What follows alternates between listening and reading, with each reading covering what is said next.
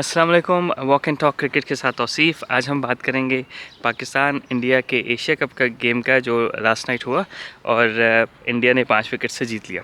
तो सबसे पहले हम ये देखेंगे कि टॉस कितना वाइटल था।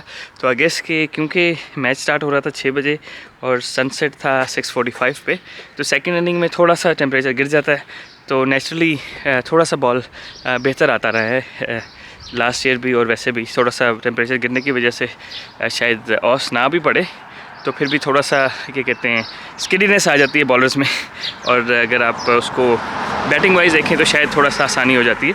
अच्छा, तो अगर हम उस चीज़ को क्या कहते हैं कंसिडर करें कि इंडिया ने टॉस जीता और पाकिस्तान को पहले बैटिंग कराई, तो आई गेस कि जनरली यही उनके ज़हन में था कि जो भी टारगेट होगा वो हम चेस कर लेंगे, क्योंकि विकेट शायद थोड़ा बेहतर खेले सेकेंड इनिंग में। वरना हमारी एशियन टीम्स प्रेफर करते हैं कि बड़ा टोटल डाल दें और उस रन्स के प्रेशर से दूसरी टीम को हरा दें। तो अगर हम पाकिस्तान की बात करें तो ऑब्वियसली बाबर आजम और मोहम्मद रिजवान ने ओपन किया और लास्ट ईयर बड़े सक्सेसफुल रहे।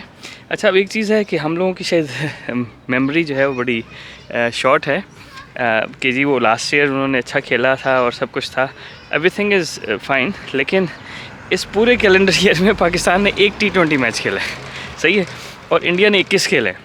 तो वो जो प्रिपरेशन है ना इस तरह के टूर्नामेंट के लिए, for example I don't think Pakistan की आइडियल प्रिपरेशन थी। इस साल पाकिस्तान एक मैच ऑस्ट्रेलिया के ख़िलाफ़ खेला अप्रैल में, और फिर 1 जनवरी से अभी तक और कोई मैच नहीं खेला था। इंडिया 21 मैच खेला था, तो आई गेस कि उनकी प्रिपरेशन थोड़ी सी बेहतर थी।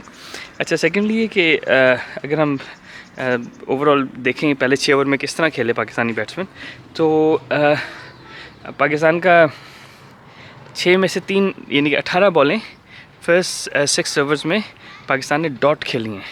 There are too many dot balls in first 6 overs, specially अगर आपके पास रिजवान और बाबर खेल रहे हैं, सही है, क्योंकि ये दोनों जो है वो रोटेट करने वाले प्लेयर हैं ना, सही। अगर आपका साथ 2 हिटर्स खेल रहे होते हैं ना, तो यू कैन से कि यार इनका स्ट्राइक रेट होता है तेज़ और ये डॉट्स खेलते हैं और छक्के मारते हैं, ये करते हैं वो करते हैं, पर नहीं, ऐसी बात नहीं है। इन्होंने डॉट बॉल्स बहुत ज़्यादा खेले, और to my surprise maybe this is because of the lack of practice या लैक ऑफ गेम्स।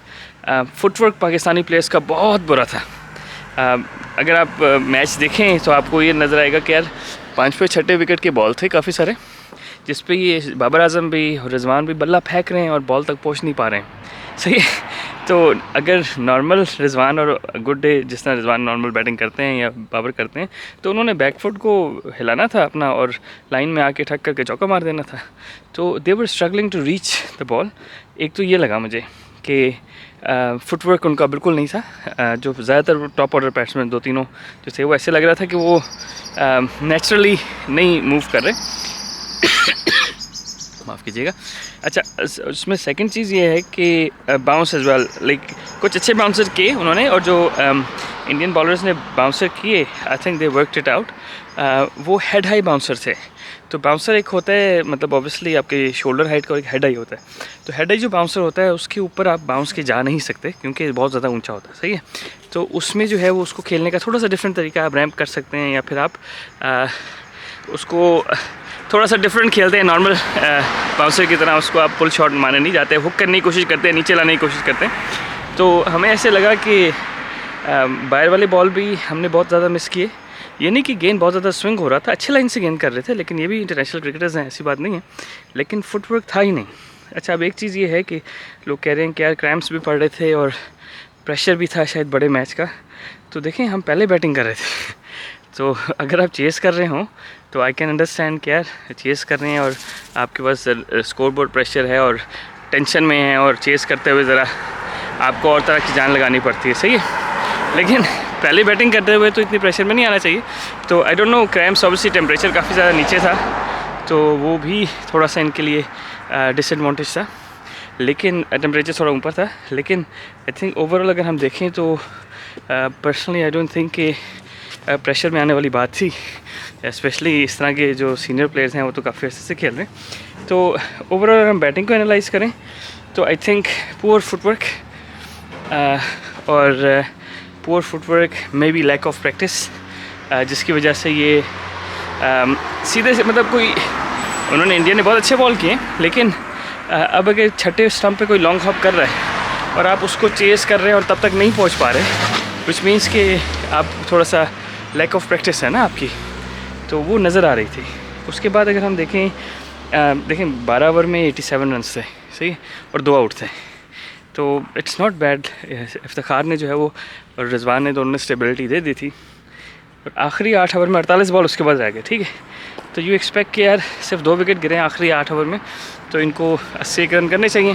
ग्राउंड भी छोटा था, तो आखिरी जो 8 ओवर हैं उसमें हमने किए हैं 60 रन, राइट, 7, और वो भी भला हो यार शाहनवाज धानी का और हारिस रऊफ़ का, जिन्होंने आखिरी 2 ओवर में 24-25 रन बना दिए। अदरवाइज़ क्या कहते हैं, जो दरमियान के 6 ओवर्स थे, तो पाकिस्तान ने उसमें रन बॉल खेला है, यानी कि 13वें से लेकर 18वें ओवर तक, विच इज़ नॉट आइडियल, क्योंकि वहीं से आपने पिकअप करना था, क्योंकि पाकिस्तान ढेर सारे फिनिशर्स के साथ खेल रहा था। इफ्तिखार इज़ अ फिनिशर, उसके बाद खुशदिल शाह फिनिशर हैं, आसिफ अली फिनिशर हैं, तो इतने सारे, और क्या नाम है उसका, शादाब भी फिनिश कर लेते हैं। तो इतने सारे फिनिशर्स के साथ जब आप खेल रहे हों, तो आप एक्सपेक्ट करते हैं कि यार 10 एंड ओवर बंदे को आखिरी 8 ओवर में या आखिरी 6 ओवर में करना चाहिए, तो ऐसा नहीं हुआ, और वहीं पे जो है वो हमें थोड़ा सा डिसएडवांटेज था। आई पर्सनली थिंक, अगर मैं कोचिंग के पॉइंट ऑफ व्यू से देखूं, तो आई थिंक कि हमारा फुटवर्क जो था ना वो नहीं लग रहा था, और फुटवर्क इसलिए भी नहीं था कि शायद वो उतनी क्रिकेट T20 की खेले नहीं, क्योंकि वनडे क्रिकेट में होता है आपको सेटल होने का टाइम मिल जाता है, सही है, और लाइन लेंथ थोड़ी सी मतलब डिफरेंट होती हैं बैट्समैनों की, बॉलर्स की। लेकिन T20 क्रिकेट में आपको हर दूसरा तीसरा ओवर डिफरेंट बॉलर कर रहा है, तो आपको सेट होने का भी उस तरह टाइम नहीं मिलता और एडजस्ट होने का। तो आई थिंक कि footwork including Babar Azam was very bad. Secondly जो शॉट सिलेक्शन थी, अगेन इंडिया वालों ने काफ़ी सारे शॉट बॉल किए, लेकिन एक चीज़ होती है, आपने अंडरस्टैंड करना है कि यार एक बाउंसर होता है और एक हेड हाई बाउंसर होता है। हेड हाई बाउंसर जो है वो कराया इसलिए जाता है कि जो कंपल्सिव पुलर्स होंगे वो पकड़े जाएंगे, वरना नॉर्मल जो बैट्समैन है जो मेरिट पे खेल रहा है उसको छेड़ता ही नहीं है, वो बाज़ वाइड दे देता है अंपायर ना, वो इतना ऊंचा होता है। तो मेरे ख्याल है वहाँ से इन्होंने थोड़ी सी ट्रिक मिस की। अच्छा, अब स्कोर तो हो गया 147। अब अगर हम इंडिया की चेज़ देखें तो वो भी नर्वस चेज़ थी कि पहले ओवर में ही वो नसीम शाह ने KL राहुल को, अगेन KL राहुल काफ़ी अच्छे से क्रिकेट नहीं खेल रहे थे इंजरी की वजह से, तो उनको भी ज़ाहिर है कि उनके साथ प्ले डाउन हो गए वो। उसके बाद कोहली का थोड़ा मुश्किल कैच था, लेकिन इस लेवल पे होना चाहिए वो कैच, वो अगर हो जाता चौथे बॉल पे तो शायद गेम डिफरेंट हो जाती। उसके बाद अगर हम इंडिया की बैटिंग देखें तो कोहली ने एक तरह से एंकर का रोल दिया। दोनों पाकिस्तान और इंडिया दोनों ने पहले 6 ओवर्स में 18 बॉल्स डॉट खेले, तो अगर हम उस सेंस में देखें तो डेफिनेटली इंडिया की जो मिडिल ऑर्डर है थोड़ा सा ज़्यादा एक्सपीरियंस्ड है in terms of T20 cricket, और इस साल ज़्यादा खेली, तो उन्होंने उस तरह उसको मैनिपुलेट नहीं किया सिचुएशन को जिस तरह करना चाहिए था। तो the game was, in my opinion, मेरी जो ओपिनियन ये थी कि ये ईजिली इंडिया का गेम होगा। पाकिस्तान के जीतने का सिर्फ यही चांस है कि पाकिस्तान चेस कर रहा हो और विकेट थोड़ा सा ज़्यादा सीधा हो जाए। तो the game was way closer than it should have been from India's perspective. तो पाकिस्तान ने नो डाउट बॉलिंग अच्छी की, तीनों बॉलर्स ने ऊपर से अच्छे बॉल किए। उसके बाद नवाज़ ने जडेजा को आउट किया, नवाज़ ने कोहली को आउट किया, रोहित शर्मा को आउट किया, तो उन्होंने 3 की विकेट्स भी लिए। शादाब खान बहुत इकनॉमिकल रहे। तो आई थिंक ओवरऑल बॉलर्स में तो पाकिस्तान को 10 आउट ऑफ 10 मार्क्स देंगे हम। मेरा ख्याल है अगर इफ़ एनीथिंग थोड़ी सी बाबर की कप्तानी को आप थोड़ा सा क्रिटिसाइज़ कर सकते हैं, वो इस सेंस में कर सकते हैं कि जहाँ जडेजा आया तो आपको इफ्तिखार से 1 ओवर करा लेना चाहिए था।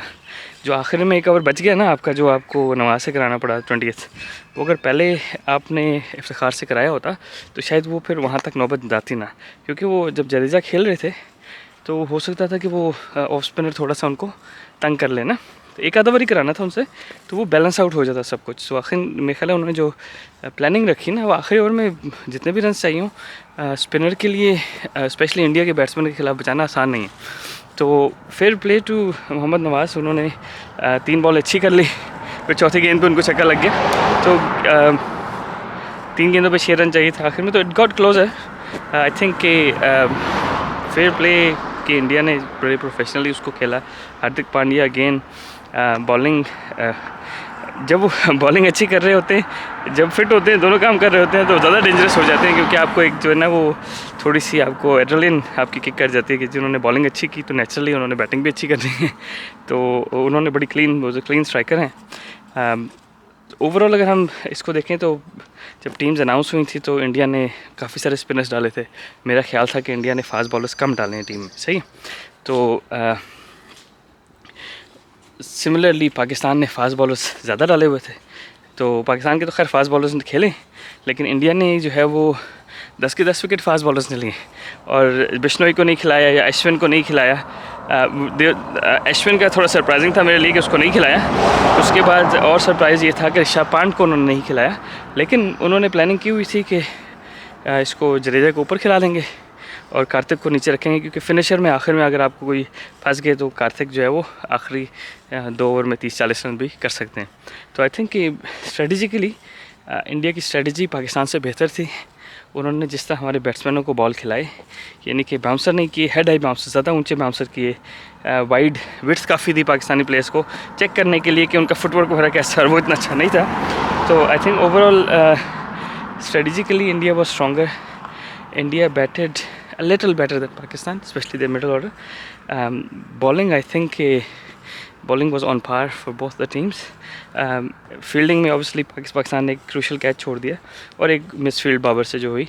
तो overall I think it was closer than I thought, and मेरी ओपिनियन के हिसाब से कि इंडिया को कंफर्टेबली जीतना चाहिए था, उस तरह नहीं जीते। तो अब ये है कि पाकिस्तान के लिए थोड़ा सा, अगर हम पाकिस्तान की पर्सपेक्टिव से बात करें तो क्या करना चाहिए। आई पर्सनली थिंक कि हैदर अली को खिलाना चाहिए।